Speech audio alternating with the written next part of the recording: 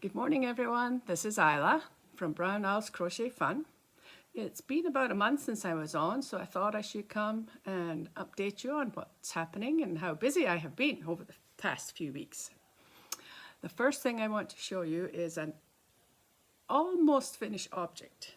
Now all I have to do is add one more button and finish off the cuff of the, well not the cuff, the band at the bottom of it, and then my hubby has asked for some pockets, so I'll put those on, but I'll let you see his vest that I made with the buttons. Oops. So I've got one more to do at the bottom, but I've got to finish off this couple more rows of the edging around here. And then, like I say, he wants pockets on it, so I'll put little pockets on the front. But finally got it done.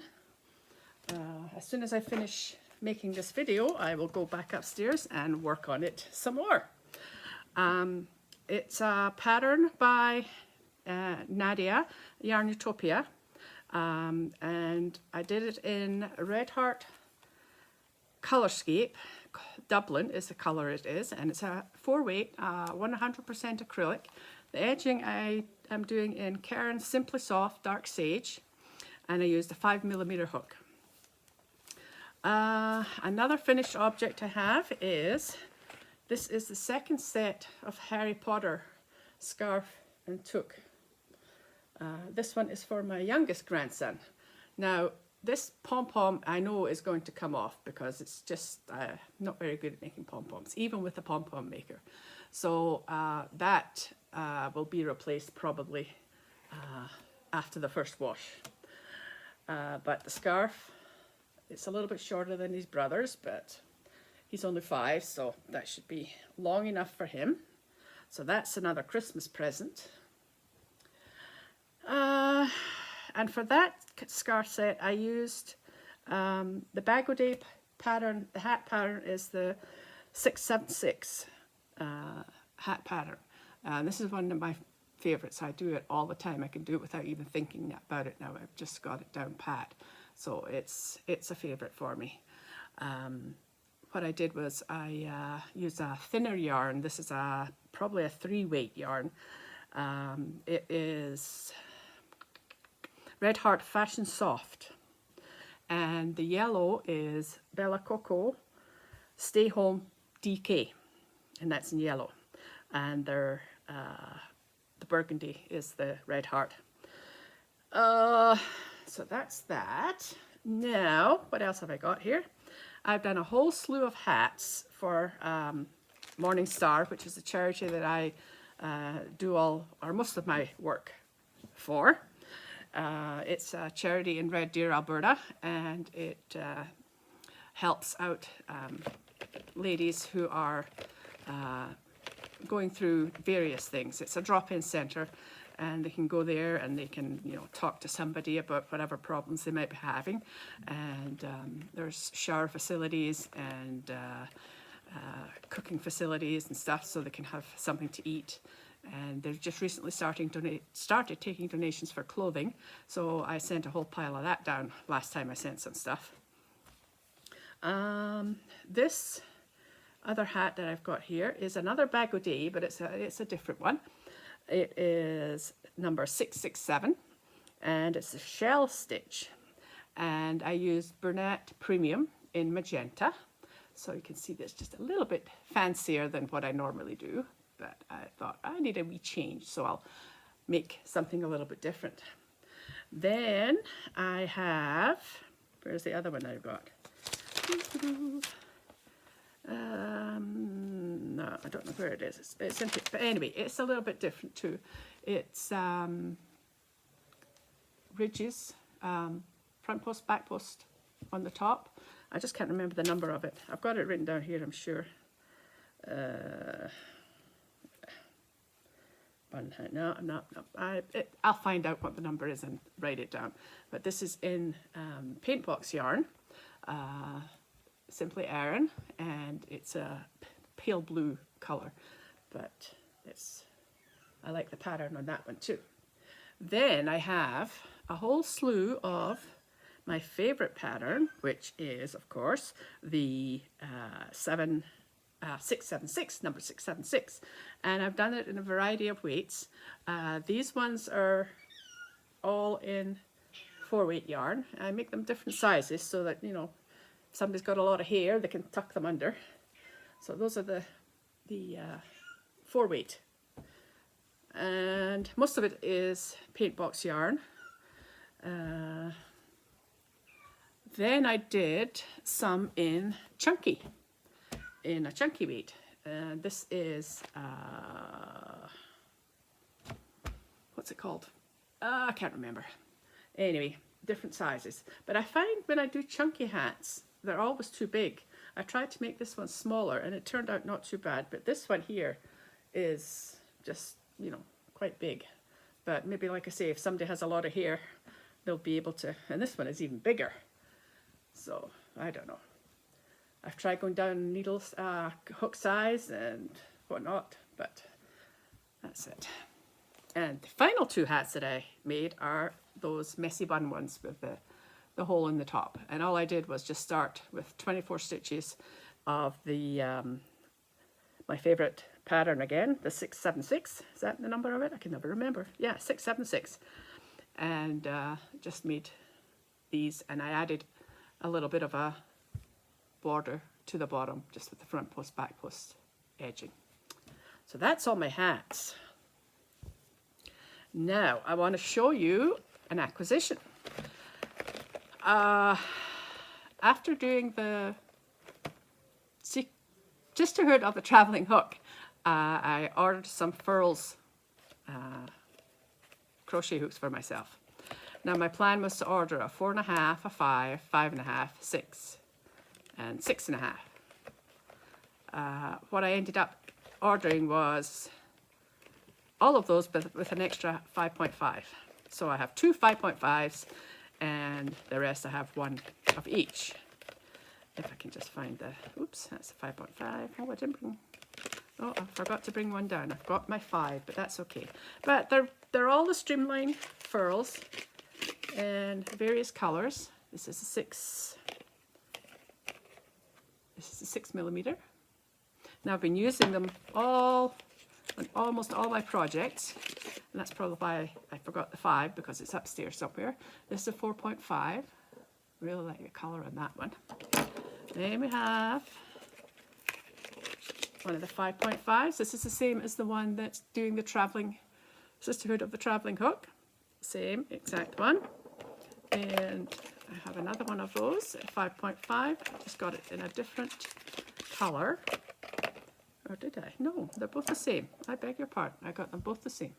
Okay. Then I have 6.5, and that is in a beautiful purpley bluey color, and I really like that.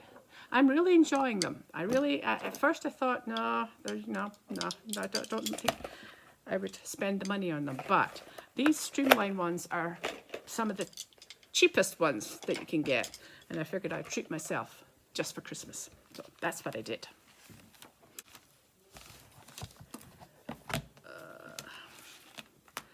My grandson was over a couple of weeks ago, and I said to him, do you want to learn how to crochet?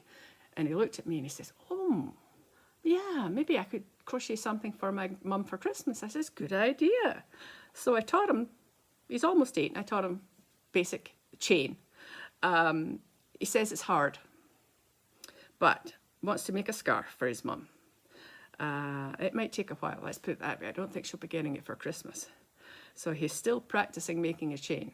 And unfortunately, we've had a few more restrictions put on us where we're not allowed to have anybody in our house who doesn't live in our house.